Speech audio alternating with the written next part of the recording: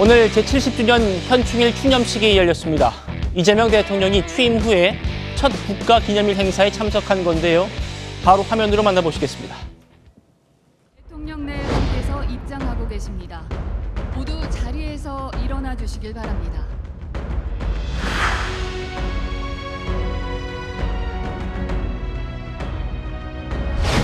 모든 국가 유공자들에게 존경과 감사의 마음을 소중한 가족을 잃으신 유가족분들께는 깊은 위로의 말씀을 드립니다.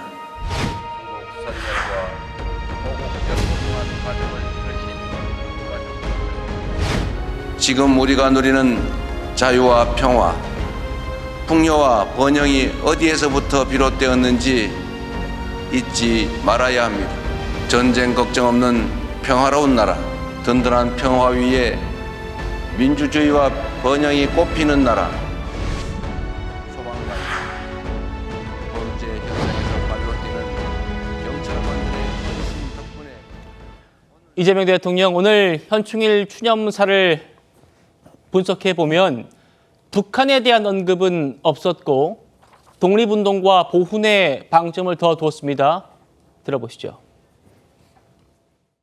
모두를 위한 특별한 희생에는 특별한 보상이 주어져야 합니다.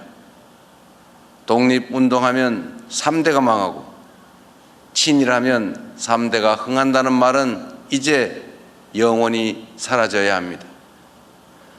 국가와 공동체를 위한 희생이 합당한 보상으로 돌아오는 나라, 모두를 위한 헌신이 그 어떤 것보다 영예로운 나라가 되어야 합니다. 이재명 정부는 책임과 의무를 다할 것입니다. 윤기천 위원님, 제가 말씀드린 대로 오늘 추념사를 분석한 가장 큰 특징이라고 하면 북한에 대한 언급이 빠졌어요. 그러니까 호국 보훈의 달에서 호국 부분이 좀 빠지고 보훈이 강조된 셈인데 어떻게 좀 분석하십니까? 다소 좀 이례적이긴 하죠. 저희가 보훈 개념, 보훈하면은 관련법에서 보통 이제 독립하고 호국하고 민주를 따지고 있어요. 그런데 오늘 같은 경우에는 이제 보훈의 개념에서 물론 호국 그 과정에서 이제 순직한 분들에 대한 언급은 있었지만 기본적으로 호국하면은 사실 6.25 전쟁 등 전쟁을 염두를 해두고 말씀을 하시는 역대 대통령들의 기조였는데 따라서 거기에 관련돼서 이제 북한에 대한 여러 가지 대북 정책이나 대북관 또는 뭐 대화제의 이런 부분들이 언급이 됐었는데 오늘은 이제 그런 굵직한 것보다는 보훈 개념에서 사실은 독립 관련된 부분하고 그리고 이제 여러 가지 나라 사회 질서를 지켜 나가다가 순직한 분들에 대한 언급 이 정도로 물론 이제 준비가 좀 덜 된 부분도 없지 않아 있겠지만 또 하나는 이제 대북 관련된 정책적 기조가 아직까지는 참모진들이 다 갖춰지지 않았기 때문에 정확히 기조 정리가 안 돼 있다고 쳐도 다소 조금 이례적이고 그런 말씀이었던 건 맞습니다. 그러나 좀 지나가면서 이제 정리는 되겠죠. 오늘 행사에는 전쟁 유공자뿐만 아니라 복무 도중 순직한 군인, 소방관의 유가족도 참석을 했습니다. 특히 이재명 대통령이 지난달 그 해군 해상 초계기 추락 사고 순직했던 장병들의 유족을 초청해서 위로했습니다. 만나보시죠.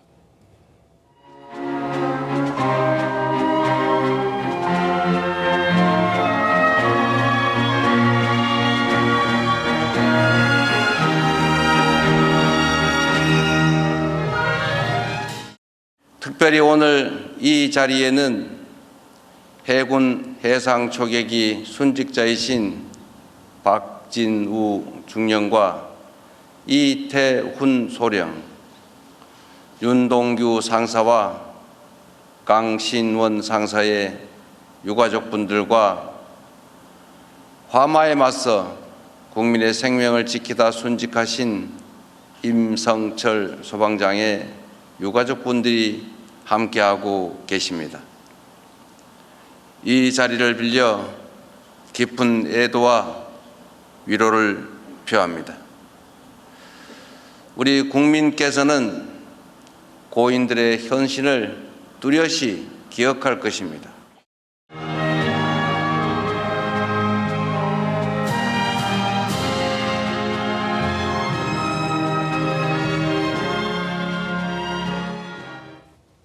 성층 부장님. 예.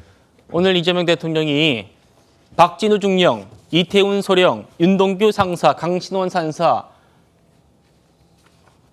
조남을 직접 호명했는데 이분들 유족들이 참석을 한 게 이재명 대통령의 특별 지시였다고 하더라고요. 맞습니다. 원래 애초에는 초청 명단에 저분들이 없었는데요. 유가족들이 없었는데 이재명 대통령이 직접 지시를 해서 유가족들을 불러라라고 말씀을 하셨기 때문에 참석을 하신 거고, 우리가 아까 영상에서 봤듯이 유가족분들과 일일이 또 악수를 하시면서 유가족분이 눈물을 많이 흘리셨어요. 그래서 눈물을 흘리실 때 차마 손을 놓지 못하고 오래 머무르는 모습들도 봤고요. 예.应당 저런 대우를 받아야 되는 분들이라고 생각합니다. 국가를 지키기 위해, 국가를 위해서 일하다가 순직하신 분들이기 때문에 저는 사실 이분들이 왜 애초에 명단에 없었을까라는 의구심도 있는데, 그렇습니다. 아마도 이런 분들을 다 하나하나 챙겨보겠다는 이재명 대통령의 의지가 이분들을 직접 거론한 것에서부터 좀 드러나지 않나, 저는 그렇게 봤습니다. 예.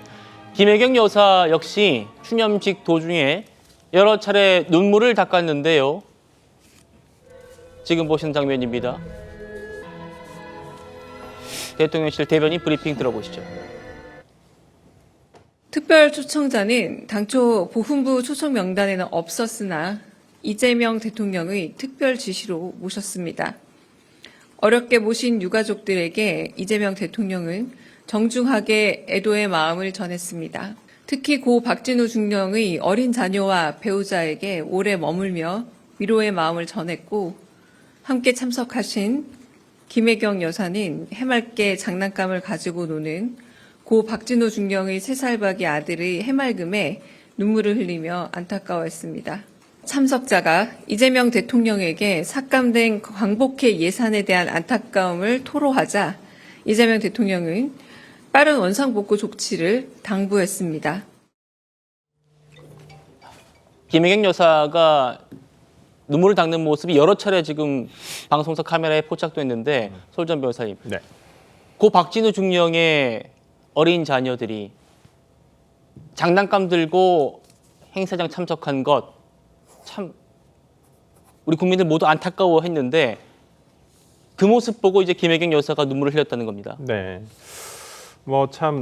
저도 참 저 장면을 보면서 되게 좀 뭉클했습니다. 가슴 속에서 참 저 아이는 아무것도 모를 수도 있고, 또 아버지가 뭐 세상에 있다 없다 이런 것도 제대로 알 수도 없는 아이거든요. 이제 그런데 와서 이렇게 또 사람들이 많으니까 본인이 가지고 놀던 장난감을 가지고 와서 이렇게 놀던 모습에 되게 좀 마음이 뭉클하고는 했었었는데요. 어쨌든 저는 오늘 이재명 대통령이 말씀하신 대로 이런 국가를 위해서 희생하신 분들의 어떤 가족들이 어려움 없이 또 사회의 구성원이 잘 돼서 어떤 사회 구성원의 일원으로서 또 국가를 위해서, 사회를 위해서 어떤 본인의 몫을 다 할 수 있도록 해주는 것도 국가와 사회가 해야 될 일이거든요. 그러한 부분에서 오늘 국가를 위해 희생하신 분들에 대한 보훈의 문제점, 그리고 이제까지 어떤 정부에서도 노력을 했습니다마는 제대로 어떤 보훈 측면에서, 그리고 보상 측면에서 만족스럽지 못했다는 부분에 대해서 오늘 다시 한번 언급을 하신 것이고, 이러한 부분에 대해서 조금 정부 초창기이기도 하고, 그렇다고 한다면 보훈의 보훈 관점, 그리고 특히나 이제 애국 유공자, 국가 유공자들에게 실질적으로 어떤 이런 것들이 반영될 수 있도록 정부 초기에 이런 좀 강력하게 좀 행정력이 진행이 돼서, 아니면 입법적으로 해소가 될 수 있도록 해서 국가 유공자들이 다시는 어떤 국가의 서운함을 느끼지 않을 수 있도록 해주는 것이 맞지 않나 싶습니다. 예, 오늘 이런 뉴스도 있었습니다. 한 참석자가 삭감된 광복회 예산에 대해서 안타까워하니까 이재명 대통령이 빠른 원상복구 조치를 당부했다. 최병천 소장님, 광복회 예산이 지난 정부에 좀 삭감이 됐었는데 그거를 복원한다. 이건 어떤 의미가 있습니까? 과거에 그 윤석열 대통령이 아마 한 2년 전, 3년 전이었던 걸로 기억나는데요. 예. 2년 전이었죠. 광복회 관련돼 가지고 이제 홍범도 장군 형상 이전 논란이 있었거든요. 육사에 있던. 그리고 이제 당시에 광복회장이 이종찬 광복회장이셨는데, 이종찬 광복회장은 실은 윤석열 대통령 아버님의 친구분이시기도 하거든요. 그래서 약간 이제 이종찬 광복회장이 윤석열 대통령이 이러저러한 정책에 대해서 좀 비판적 목소리를 낸 적이 있었거든요. 같은 이제 보수면서도 뭔가 다른 목소리를 냈기 때문에 그런 거 이후에 그런 사건 이후에 이제 뭐랄까 윤석열 대통령이 좀 보복성 예산 삭감이라 그럴까요? 그런 형태로 예산 삭감을 해가지고 좀 당시에도 좀 그것이 논란이 되면서 이거 너무 좀 부당한 거 아니냐라는 게 있었는데 이번에 한 참석자가 지적을 하자 곧바로 이제 이재명 대통령이 빠른 원상 회복 조치를 취한 거는 매우 예. 잘한 일이라고 생각이 듭니다. 예. 제가 이거는 좀 확실하게 하고 넘어가야 될 예. 부분이 사실 이게 2025년도 본예산 때 있었던 일이에요. 그 본예산 때 사실은 민주당에서 예산을 다 심의했잖아요. 그때 살렸어도 되는 것을 그때 안 살렸잖아요. 그리고 지금 와서 이제 저렇게 조치를 하신 건데 물론 이게 만약에 적정한 증액 지시라 그러면 이제 추경으로 할 텐데 그건 뭐 다행이지만 만약에 적절하지 않아서 민주당도 안 살린 거라면 그것도 고민해 볼 필요가 있는 거죠. 예컨대 당시 보훈부가 뭐라 그랬냐면 이 부분이 예산을 처음에 이제 신규 예산을 줬는데 아직 결산이 안 됐기 때문에 예. 사업이 다 완성이 되고 결산이 돼야지만 다시 한번 예산에 반영하는데 그게 안 됐었다라고 했던 걸로 제가 기억이 나기 때문에 예. 저 부분은 이제 대통령의 지시가 있어서 검토하겠지만 어쨌든 예산 결산했는지 여부 등을 고려해서 조치가 이루어져야 되지 않을까라는 생각을 합니다. 알겠습니다.